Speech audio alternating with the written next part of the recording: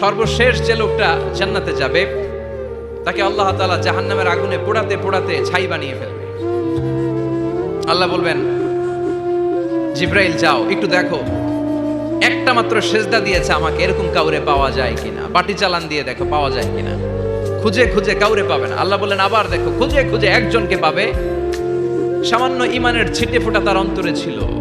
আল্লাহ বলবেন যেহেতু ছিটে ফোঁটা আছে, অনেক মাইর খাইছে, ওকে বের করে জাহান্নাম থেকে বের করে একটা নির্ধারিত দূরত্বে রেখে দাও, রেখে দেওয়া হবে। কিন্তু জাহান্নামের আগুনের লেলিহান শিখাতে তার গা ঝলসে যাবে। সে আল্লাহর ডেকে বলবে, মাবুদ তোমার কাছে আমি কিছু চাই না,